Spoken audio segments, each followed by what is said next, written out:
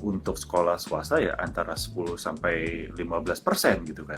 Tapi kalau mungkin yang sekolah-sekolah swasta di daerah mungkin di bawah 10% juga ada. Atau misalkan ya udah sekolahnya untuk SMP, SMA kan kalau ajaran kita dulu SMP, SMA ya udah sekolah negeri aja gitu kan. Ya, sekolah swastanya di SD aja gitu karena itu fondasi gitu istilahnya kayak gitu kan. Biar pendidikannya atau lingkungannya bisa lebih bagus. Tapi sekarang juga sekolah SD bagus-bagus kok gitu kan. Sekolah SD negeri juga bagus-bagus gitu kan. Nah, bisa diakalin dengan seperti itu kan sekarang. Ya memang dengan peraturan sekolah negeri sekarang yang agak bikin pusing gitu ya Mbak ya. Pusingnya bukan Zonasi karena itu. uang lagi ya Mas ya. Betul, udahlah uangnya berkurang gitu kan, maksudnya secara biaya wah berkurang nih sekolah negeri, tapi pusing lagi dengan masalah zonasi gitu kan. Jadi ya harus berpikir ulang lagi di situ. Nah, dari situ paling tidak ada biaya yang bisa dikurangin dari biaya-biaya sekolah daripada oke, kalau swastanya udah cukup lah dari sampai SMP, SMA-nya kita negeri aja deh gitu ya. Nggak apa-apa, tapi asalkan bisa dijamin bahwa masalah zonasi itu tidak mengganggu kualitas jadinya. Karena ini kan masih bertahap nih atau masih bisa berubah lagi ya tahun depan ya. Kalau ini tidak berhasil pasti akan berubah tahun depan atau mungkin dirasa kurang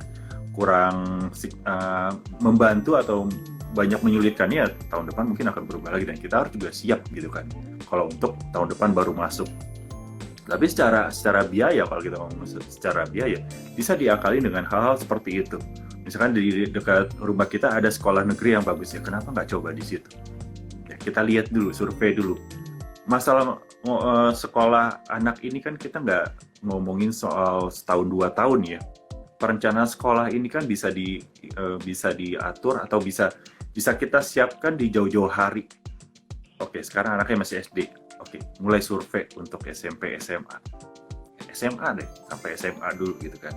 Survei kalau misalkan masih zonasi, oke, zonasi di sekitar rumah kita sekolahnya ada apa aja, mulai survei dari situ, biayanya seperti apa, untuk transportasinya seperti apa, ya kan, lalu memastikan kita mau pindah gak nanti, jangan sampai udah semua direncanakan tiba-tiba aduh kita pindah ke Bali aja deh rumahnya gitu ya.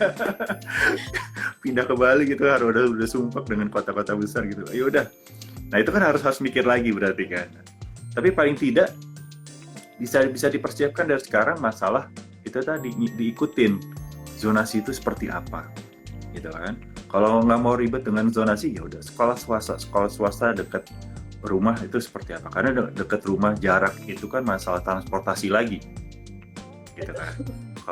Iya masalah transportasi dan kalau masih SD kan siapa yang nganterin. Kalau SMA udahlah ya, mereka sudah harus bisa gitu kan, harus dididik bisa gitu keluar dari rumah tuh udah bisa sendiri asal kita tahu gitu dengan siapa dia keluar. Nah tapi kalau masih SD otomatis kan siapa yang nganter, ada antar sekolah dari sekolahan atau enggak, antar jemput itu biaya lagi gitu kan, atau harus ada yang jaga babysitternya itu ada biaya lagi. Nah, biaya-biaya seperti itu juga harus dihitung dari awal. Gitu. Karena kalau kita udah cukup sekolahnya, tiba-tiba ada biaya itu, nah nanti bingung lagi. Ya, akhirnya merubah semua skema dari pola pengeluaran kita. Ya, ambil dari sini, ambil dari situ, ntar buat biaya pensiun kita ambil, gitu kan, atau ambil cicilan, ambil yang lain, dari secara aset jadi turun. Itu yang harus kita perhatikan juga nantinya. Bagaimana cara menyocokkan cash flow dengan yang tadi itu sekolah yang ingin dicapai oleh orang tua gitu Mas? Apakah ada trik khusus kah untuk menyesuaikannya atau mungkin berapa persen dari pendapatan atau aset yang dimiliki, ada hitungan seperti itu nggak ya? Oke. Kalau secara teori memang akan ada persentase itu ya. Tapi jujur secara pribadi saya kurang suka dengan persentase itu karena nggak semua orang langsung bisa dipraktekkan ke dunia nyatanya gitu kan. Oke, kita ngomongin 10% gitu kan untuk investasi atau 20% untuk persiapan sekolah anak. Tapi kan ada biaya lain yang sudah ada polanya tertentu gitu kan. Misalkan kayak tadi, kalau polanya dia sebelum punya anak dan baru punya anak itu benar-benar mepet semuanya gitu kan, nggak bisa serta-merta saya bilang oke 10% harus untuk persiapan anak sekolah. Nah uangnya dari mana 10%? 10% itu kan lumayan besar loh. Kalau misalkan udah mepet banget 10% itu lumayan besar gitu kan. Kalau sisa-sisa setiap bulannya cuman 500.000 atau 1 juta itu juga kadang-kadang gitu ya, udah 10% itu akan jadi kelihatan sulit banget Sulit gitu kan. sekali gitu. Sulit sekali.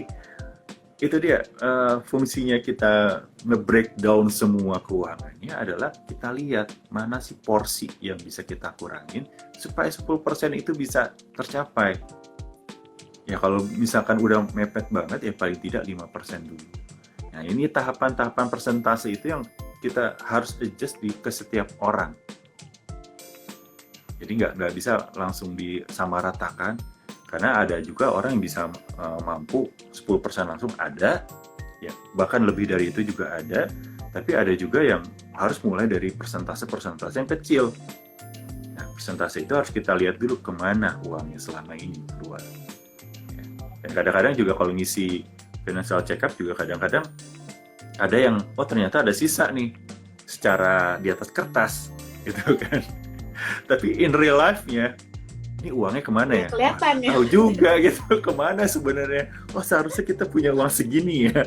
Ternyata kenyataannya nggak tahu kemana, karena itu tidak ada pencatatan yang jelas.